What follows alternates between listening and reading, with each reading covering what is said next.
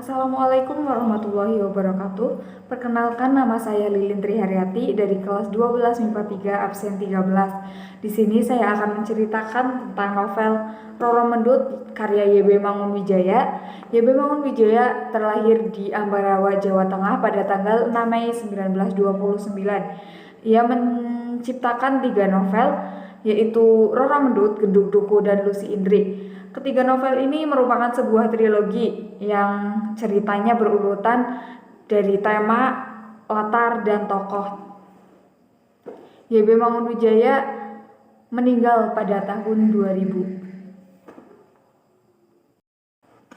Pada novel Roro Mendut karya Y.B. Mangunwijaya menceritakan tentang wanita rampasan yang menolak diperistri oleh Tumenggung Wiraguna demi cintanya kepada Pronocitro. Ia tinggal di desa nelayan bersama paman dan bibinya. Baginya, lebih baik menjemput ajal di ujung keris sang Tumenggung daripada harus melayani nafsu sang panglima tua. Ia juga pernah akan diperistri oleh sang Adipati Pragola, tetapi sang Adipati Pragola tewas sebelum memperistri Roro Mendut. Di suatu desa nelayan bernama Teluk Cikal, tinggallah seorang gadis bernama Roro Mendut. Ia tinggal bersama paman dan bibinya. Ia merupakan gadis yang sangat cantik dan sangat sopan serta tangguh pendirian. Kecantikannya tersebut tersebar luas di seluruh desa-desa sampai terdengar ke telinga Adipati Pragola. Adipati Pragola menginginkan ia menjadi selirnya. Roro Mendut tinggal bersama Nisemangka. Nisemangka diutus oleh Nisekar untuk mengasuh Roro Mendut dan Genduk Duku. Nisemangka merupakan seorang janda yang tinggal di Kadipaten Pati atau merupakan dayang-dayang yang tinggal di halaman keputrian. Sedangkan Genduk Duku merupakan anak angkat dari Nisemangka, atau bisa disebut calon selir. Nah, singkat cerita, sebelum Roro Mendut dijadikan selir oleh Adipati Pragola, Kadipaten Pati berperang dengan Kerajaan Mataram. Sampai akhirnya Kadipaten Pati mengalami kekalahan. Adipati Pragola bersama istri-istrinya pun meninggal. Hartanya, wanita-wanita Kadipaten Pati beserta semuanya dipindah ke Kerajaan Mataram, karena Kerajaan Mataram yang mengalami kemenangan. Nah, sedangkan Roro Mendut, Genduk Duku beserta Nisemangka dan putri-putri lainnya dipindah ke pusat ibu kota Mataram. Ia melewati hutan-hutan rimba yang sangat gelap dan melewati berbagai sungai yang sangat tajam serta deras, sampai akhirnya mereka tinggal di pusat ibu kota. Nah, Nisemangka sangat menyayangi Genduk Duku dan Roro Mendut. Ia menyayangi mereka seperti menyayangi anaknya sendiri. Sampai akhirnya ternyata Roro Mendut dijadikan hadiah untuk kemenangan Tumenggung Wiraguna. Wiraguna pun senang. Siapa sih laki yang tidak senang mendapatkan seorang yang sangat cantik untuk sebagai hadiahnya? Nah, tetapi berkali-kali Roro Mendut dibujuk dan dirayu oleh Tumenggung Wiraguna, ia tidak mau. Sampai akhirnya kesabaran Tumenggung Wiraguna pun habis dan ia menjatuhkan hukuman kepada Roro Mendut, yaitu Roro Mendut agar membayar pajak kepada Tumenggung Wiraguna. Roro Mendut menyadari bahwa pajak itu besar dan tidak akan bisa dibayar dengan cepat. Ia akan melunasinya dengan cara apapun. Sehingga Roro Mendut berjualan rokok kelintingan ke pasar. Rokok tersebut ia hisap terlebih dahulu. Semakin kecil rokok akan semakin mahal harganya. Nah, rokok tersebut sangat laris karena Roro Mendut yang menghisapnya terlebih dahulu kemudian dijual. Para lelaki pun sangat menyukainya.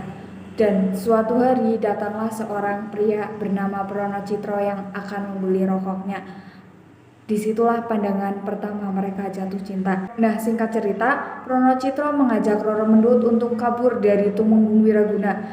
Ia ingin kawin lari karena Pronocitro juga akan dinikahkan oleh orang tuanya, tetapi Pronocitro tidak mau. Nah, setelah itu mereka kabur ke desa, tetapi ia sadar bahwa pengawal Tumenggung Wiraguna akan mengejarnya dan ia pun pindah ke pantai selatan. Ia kabur ke situ dan ia tinggal di situ. Nah, sampai beberapa hari Tumenggung Wiraguna pun mengetahui keberadaan mereka berdua dan ia menyusuli mereka ke pantai selatan sampai akhirnya mereka bertemu dan Tumenggung Wiraguna akan menghabisi Pronocitro dengan keris yang tajam. Keris itu akan menusuk ke Pronocitro. Roro Mendut bermaksud ingin membela kekasihnya dengan cara menghadap ke keris tersebut di depan Pronocitro.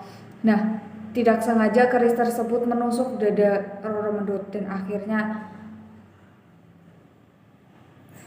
tewaslah Roro Mendut dan Pronocitro di pantai selatan sore hari saat matahari terbenam. Begitulah cerita Roro Mendut. Unsur intrinsik yang ada pada novel Roro Mendut karya Y.B. Mangunwijaya yang pertama adalah tema. Tema cerita rakyat Roro Mendut tentang sebuah keteguhan hati dan kesetiaan cinta. Walaupun banyak pria yang datang untuk melamar, namun Roro Mendut tetap setia pada kekasihnya, yaitu Pronocitro. Nah, yang kedua adalah tokoh dan penokohan cerita Roro Mendut. Nah, Roro Mendut adalah gadis yang sangat cantik, setia kepada pasangannya, dibuktikan pada saat Roro Mendut akan dijadikan selir oleh Wiraguna, tapi ia memilih untuk kabur dengan Pronocitro demi cintanya kepada Pronocitro. Nah, pemberani, ia rela kabur dari Tumenggung Wiraguna. Dia lebih baik mati di ujung keris sang Tumenggung daripada harus melayani nafsu sang panglima tua. Nah, dia juga memiliki pendirian yang teguh. Ia teguh pendirian, ia tidak akan menerima lamaran siapapun kecuali lamaran sang kekasihnya. Nah, yang kedua adalah Pronocitro. Ia adalah tokoh yang sangat tampan, setia dan kaya raya, berani melawan untuk menolong sang kekasih. Dibuktikan pada saat Pronocitro menolong Roro Mendut untuk kabur dari sang Tumenggung Wiraguna. Nah, yang ketiga ada Adipati Pragola. Ia adalah pemimpin yang sangat bijak dan pemberani. Dia berani melawan kerajaan Mataram. Yang keempat adalah Tumenggung Wiraguna. Tumenggung Wiraguna adalah pemimpin yang sangat jahat. Dibuktikan pada saat ia menyuruh Roro Mendut untuk membayar pajak. Nah, dia juga menghalalkan segala cara untuk mendapatkan apa yang diinginkan. Nah, pada novel Roro Mendut ada tokoh sampingan atau tokoh tambahan yaitu Ni Semangka, Genduk Duku, Ni Sekar, paman dan bibi Roro Mendut. Alur pada cerita Roro Mendut.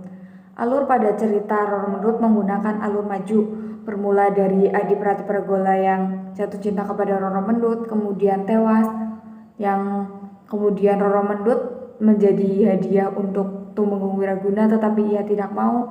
Kemudian ia bertemu dengan Pronocitro dan kemudian tewas di hadapan Tumenggung Wiraguna atau di tangan Tumenggung Wiraguna sendiri. Selanjutnya adalah setting cerita pada novel Roro Mendut karya Y.B. Mangunwijaya. Nah, setting cerita itu merupakan latar yang ada pada cerita. Yang pertama adalah latar waktu. Latar waktu pada novel Roro Mendut karya Y.B. Mangunwijaya menceritakan perjalanan hidup seorang perempuan cantik yang hidup pada zaman Sultan Agung atau pada zaman Kesultanan Mataram abad ke-17. Nah, latar tempat pada cerita novel Roro Mendut yaitu ada di Desa Nelayan atau Desa Teluk Cikal, yang kedua ada di Kadipaten Pati, yang ketiga ada di ibu kota Mataram, pusat ibu kota Mataram. Nah, yang kelima ada di pantai selatan. Gaya penceritaan atau gaya bahasa pada novel Roro Mendut.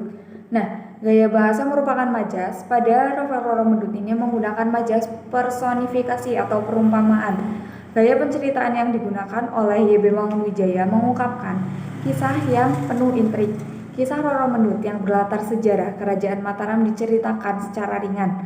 Pengarang juga memasukkan kutipan-kutipan pepatah, syair-syair dalam tembang Jawa, dan humor-humor yang segar, sehingga pembaca bisa menikmati isi cerita dengan penuh konflik tanpa tenggang di sepanjang cerita. Nah, selanjutnya adalah amanat. Novel Roro Mendut karya Y.B. Mangunwijaya menyampaikan pesan kepada pembaca bahwa kita boleh berkomitmen, tapi jangan sampai termakan oleh komitmen itu sendiri. Kekuasaan memang selalu menyiratkan kekuatan senjata dan darah, lalu melupakan nilai-nilai kemanusiaan tentang cerita dan kasih sayang. Setelah sinopsis dan unsur intrinsik saya bahas, sekarang saya akan menjelaskan tentang nilai kesejarahan yang ada pada novel Roro Mendut karya Y.B. Mangunwijaya. Yang pertama, ada nilai budaya. Pada masyarakat Jawa dulu, wanita dianggap lemah dan bisa dijadikan istri oleh siapapun atau dijadikan selir. Nah, yang kedua adalah nilai sosial. Nilai sosial adanya kewajiban membayar pajak kepada penguasa. Nah, selanjutnya adalah nilai ekonomi. Nilai ekonomi pada zaman dahulu telah dikenalnya mata uang dan jual beli di pasar. Setelah nilai kesejarahan, di sini saya akan menyampaikan pesan moral atau pesan yang dapat diambil dari novel Roro Mendut karya Y.B. Mangunwijaya. Yang pertama, jadilah seorang wanita yang memiliki pendirian teguh.